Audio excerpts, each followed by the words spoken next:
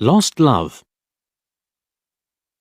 These things happened to me nearly 10 years ago. I lived in a city, but the city was hot in summer. I wanted to see the country. I wanted to walk in the woods and see green trees. I had a little red car, and I had a map too. I drove all night out into the country. I was happy in my car. We had a very good summer that year. The country was very pretty in the early morning. The sun was hot, and the sky was blue. I heard the birds in the trees. And then, my car stopped suddenly. What's wrong? I thought. Oh dear, I haven't got any petrol. Now I'll have to walk. I'll have to find a town and buy some petrol. But where am I? I looked at the map. I wasn't near a town. I was lost in the country. And then I saw the girl. She walked down the road with flowers in her hand. She wore a long dress, and her hair was long too. It was long and black, and it shone in the sun. She was very pretty. I wanted to speak to her, so I got out of the car. "Hello," I said. "I'm lost. Where am I?" She looked afraid, so I spoke quietly. "I haven't got any petrol," I said. "Where can I find some?" Her blue eyes looked at me, and she smiled. She's a very pretty girl, I thought. "I do not know," she said. "Come with me to the village. Perhaps we can help you." I went with her happily, and we walked a long way. There isn't a village on the map, I thought. Perhaps it's a very small village. There was a village, and it was old and pretty. The houses were black and white and very small. There were a lot of animals. The girl stopped at a house and smiled at me. "Come in, please," she said. I went in. The house was very clean, but it was strange too. There was a fire and some food above it. I felt hungry then. That's strange, I thought. They cook their food over a wood fire. Perhaps they have no money. I met her father and mother, and I liked them. They were nice people, but their clothes were strange. "Sit down," said the old man. "Are you thirsty after your walk?" He gave me a drink, and I said, "Thank you." But the drink was strange too. It was dark brown and very strong. I didn't understand, but I was happy there.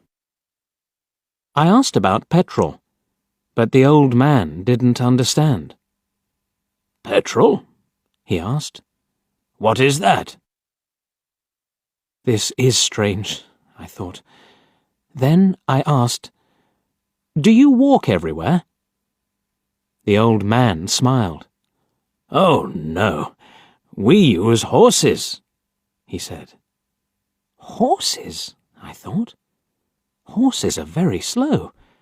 Why don't they have cars? But I didn't say that to the old man. I felt happy there. I stayed all day, and I ate dinner with them that evening.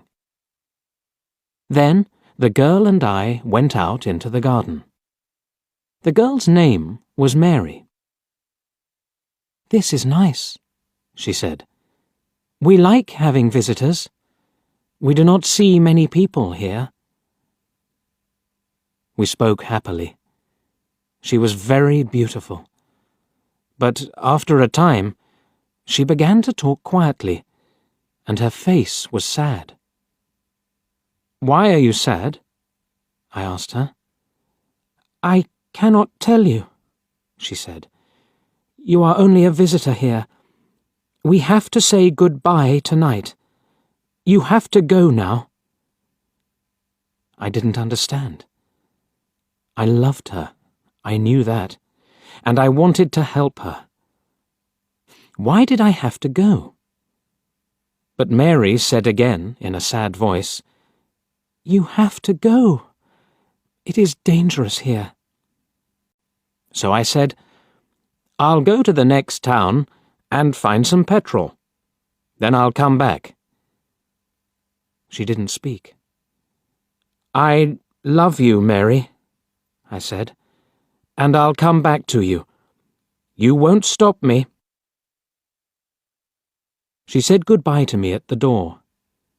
Her face was very sad, and I was sad too. I didn't want to go. It was midnight. The night was very dark, but I walked and walked. I was very tired when I saw the lights of a town. I found some petrol, and then I asked the name of the village. But the man at the garage gave me a strange look. "What village?" he asked. I told him about the village. I told him about the old houses and the people with strange clothes. Again, he gave me a strange look.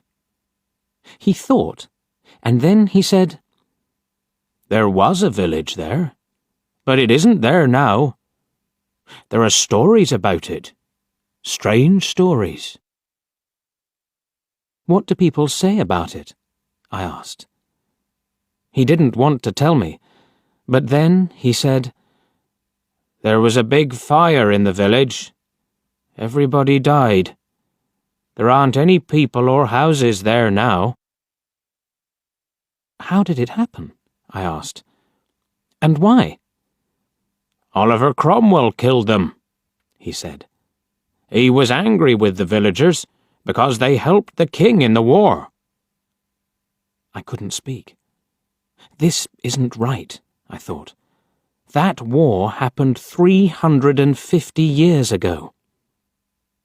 Then I remembered the strange clothes, the long hair, the food over the fire, and the old houses. And I remembered, too, about the horses. "But I don't understand," I cried. "I saw the people and the village. I spoke to some people there." The man looked quickly at me, and then he spoke. "There's an interesting story about the village. For one day, every 10 years, it lives again. But only for one day. Then it goes away again for another 10 years. On that one day, you can find the village, but you have to leave before morning, or you will never leave." Can this be right? I thought. Perhaps it was. Mary said, "You have to go." She loved me, but she said, "We have to say goodbye." She was afraid for me. Now I understand, I thought.